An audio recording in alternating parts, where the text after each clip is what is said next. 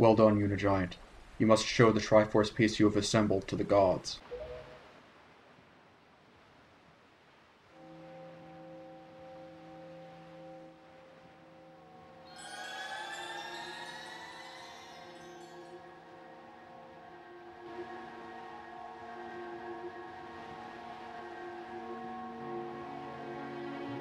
Oh, what is this? There, on your hand.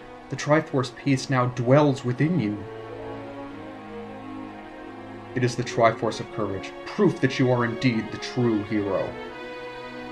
You have controlled the wind and crossed the seas, and here, near the end of your quest, the power of the gods has been bestowed upon you. Surely, from this moment on, you shall be known as the Hero of Winds. UniGiant, Hero of Winds. Go forth, to Hyrule, to Zelda's side. Hello guys, this is UniversalGiant, and let's finish this thing! Now that we have the Triforce of Courage, we're allowed to pass back down to the bottom of the ocean and to Hyrule Castle. And hopefully Zelda hasn't starved to death. But I don't know about you guys, but I'm just a little bit concerned about her well-being because she's been down here for way too long, and... Holy crap. What happened to this place? I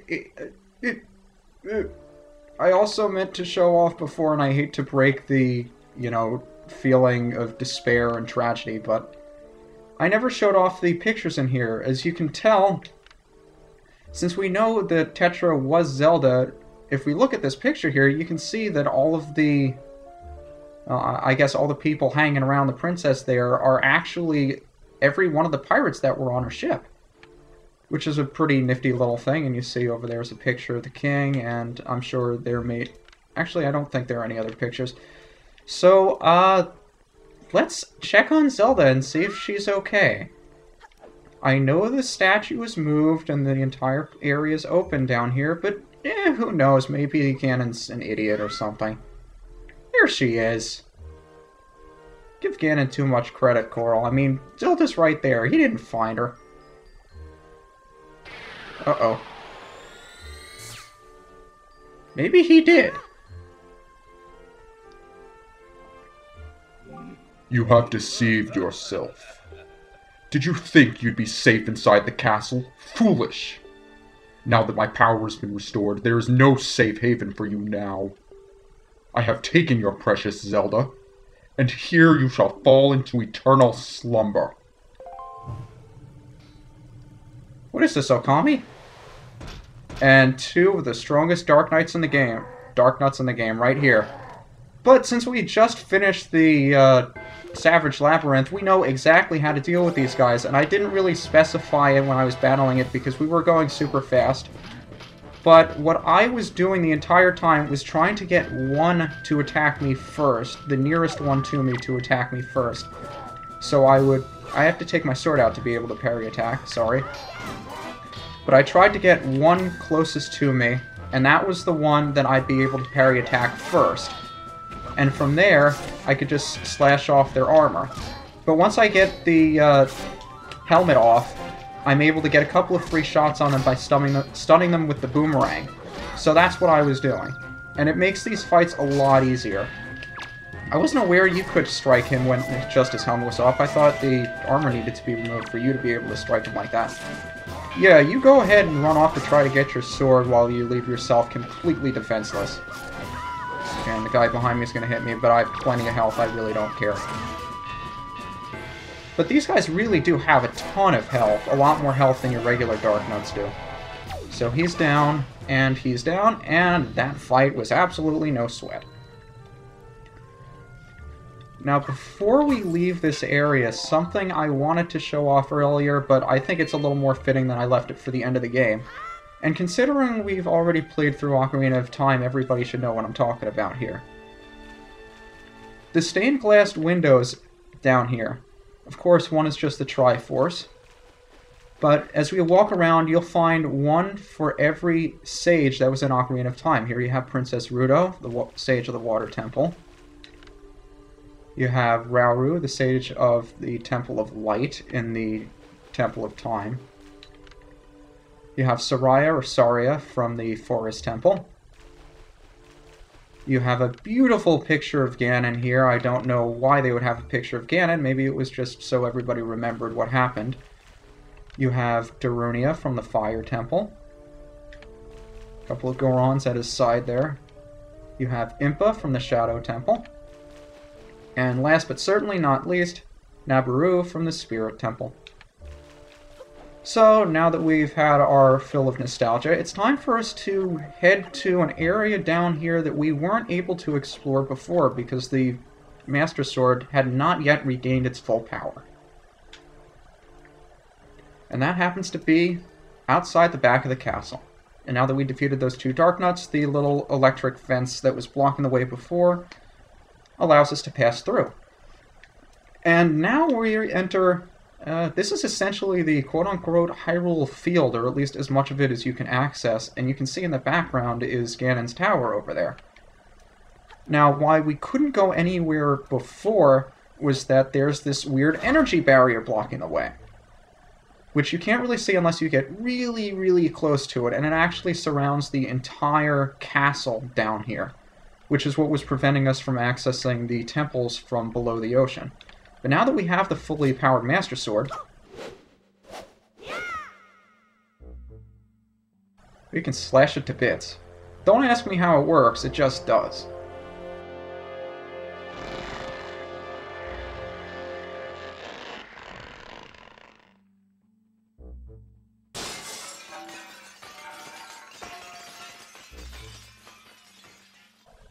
I love nitpicking for physics problems in video games, but I don't care how wrong that is. It always gave me a strange feeling whenever I broke that barrier. It always made me forget that, hey, this doesn't really happen in real life, and even if it did, we'd be dead by all the glass shards when they hit the ground. So we could just pass by all of the enemies we find around here like we would if we were just going through an overworld here. Pass by the Chews, pass by the Peahats, because at this point, it really doesn't matter. The only enemy you sort of have to deal with is all the way up this hill on the other side of the bridge. And that would happen to be nothing less than a Darknut. And the only reason I would suggest you deal with him is because there's a hookshot target on the other side of the bridge, and it's going to be pretty difficult to aim for it if this guy is still, you know, hacking at you from behind. It could certainly be done, and you don't have to get rid of him, but it makes things a lot easier. As well as does taking down these keys that are so... Is it just one? I could have sworn there was another one behind the thing. Okay. So I'll pull out my hookshot while that's going that way. Yeah, there is another keys over there. I don't know why it didn't kill it. Maybe it didn't go far enough. Okay, you just sit there then. So we cross the broken bridge here. And we enter the final dungeon in the game. Already alluded to what it was before, and I could certainly use magic. I'm sure there will be some magic in the other room, but I'd much prefer to get it here. Really, Ganon, you can't spare any magic? Nothing. Just... I'll assume the other one's empty. And now we enter Ganon's Tower. And there's much more to it than this one room. But you can probably tell from that one door over there what we've got to do in here. Let's see. Get a good close-up look here. This is the door we're trying to get through. Yeah, I just wanted to give you a couple of seconds to let that sink in and see if you could figure it out on your own. I'm going to try to do these in consecutive order, so that would put this side up first. There are 4 sections in this part of the tower that we have to get through before we can pass through that door. You can go through them in any order that you like. Me, I always like going through these in chronological order. The first one is Dragon Roost Cavern based. So what we have to do is use the grappling hook to get across here and time these just right. They can be very difficult jumps to make, and I always have a lot of difficulty with them for some reason, but if I mess up any of the jumps, I'll just cut right back. I don't think I'll have to. For the third one here, you just grapple up to it, and you'll find that the jump is too high for you to make, so you just have to climb straight up. And then, once you reach the top, you grab the ledge here, and you float over here with your Deku Leaf. That's nice. And now we enter Black and White Land. We're suddenly thrown back in time to face all of the evil enemies in the game, and we are stripped of all of the important items that we could not have possibly had until we got to the boss. Which prevents, I'm not sure what it does. I mean, since you can never actually get to this point in the game and try out legitimately any other weapons, I really don't know if any other weapons would be effective in this battle. I mean, I assume there are other weapons that would be more effective, that could sort of break the fight, otherwise why would they do this in the first place? But there's no way of knowing unless you hack the game. I'm sure you could look it up, or I could look it up, or who cares. So this is Goma, who we faced as our first boss in the first dungeon of Dragon Roost Cavern. And for those of you that can't remember 5 months in the past, what we had to do is pull on Valu's tail 3 times. Valu, who is all the way at the top of Dragon Roost, and is being harassed by the scorpion giant Goma underneath him. So we swing with his tail 3 times, that brings down a stone slab that'll fall on Goma's back. And if we do that enough times, it'll eventually be enough force to break the armor off of Goma. And once we do that, then this is a straight fight from here. You'll also notice that the background music is a little bit warped. I love how Link is just standing underneath the claw right there. But all the music sounds a little different, and I'm sure the black and white, I mean, self-explanatory, it's black and white, you can see that for yourself.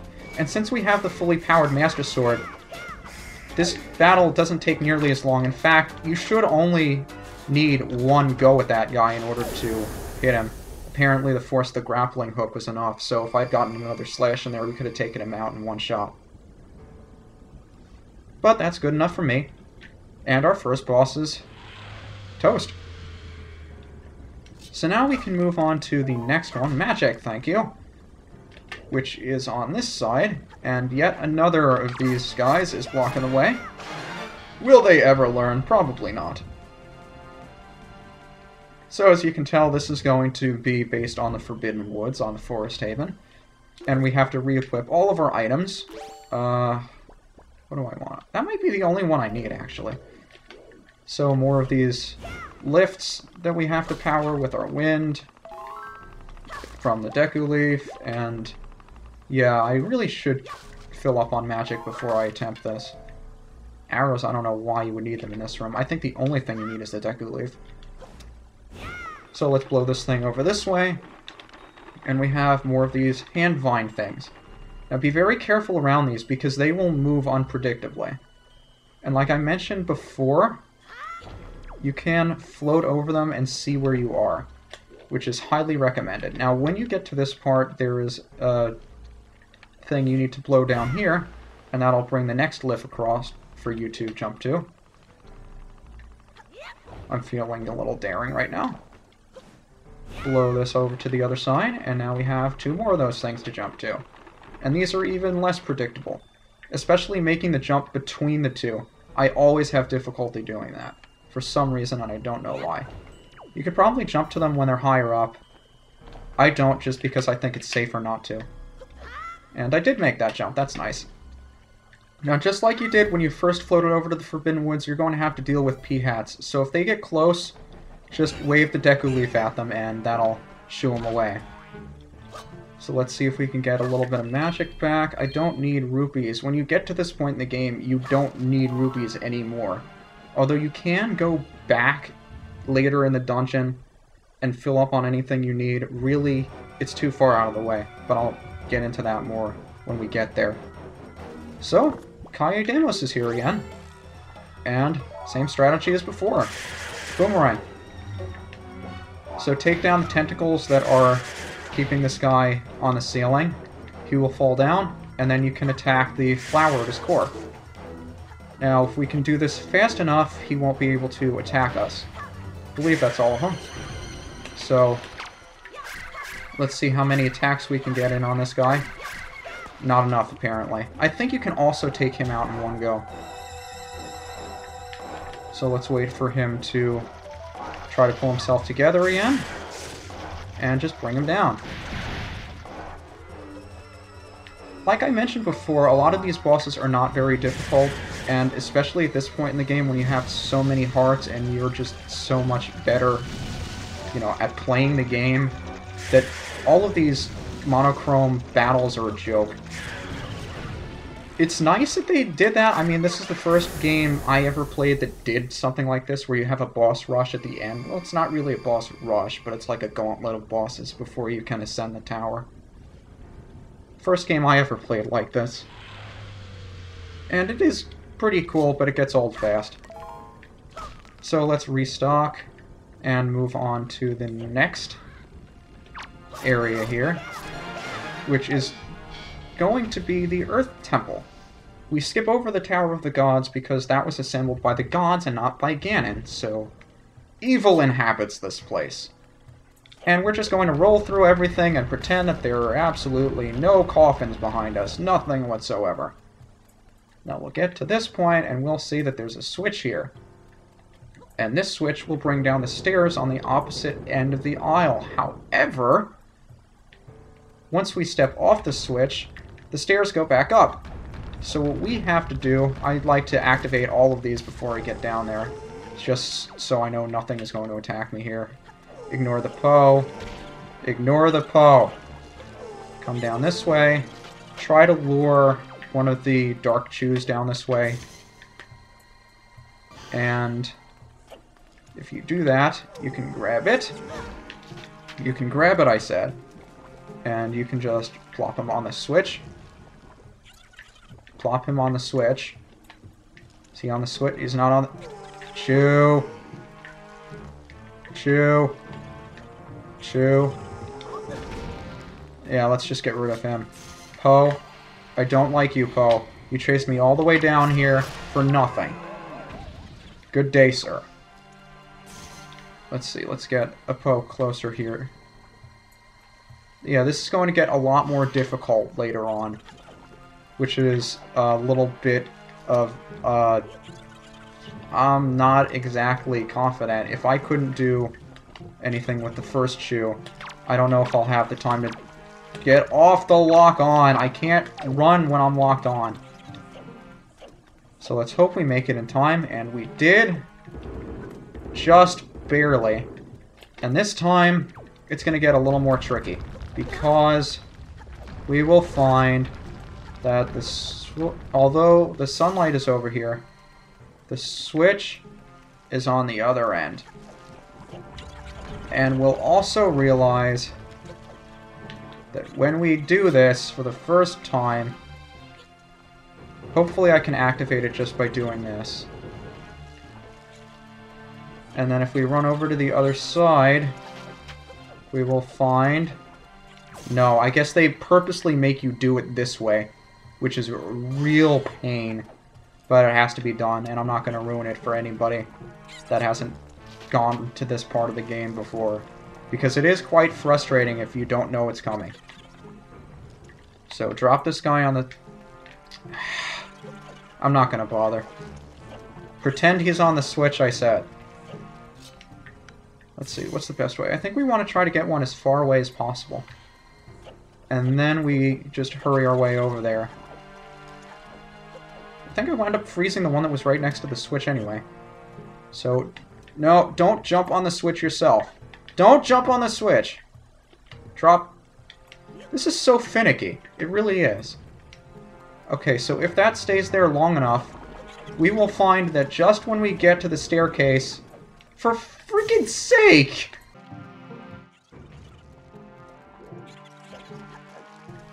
We'll find that just when we get to the staircase, when it's down, a Stalfos pops up, and the cutscene lasts long enough that you can't get to the stairs. Holy crap, I just passed it! Take that, Stalfos, you dick. And now we can move on to Valhalla.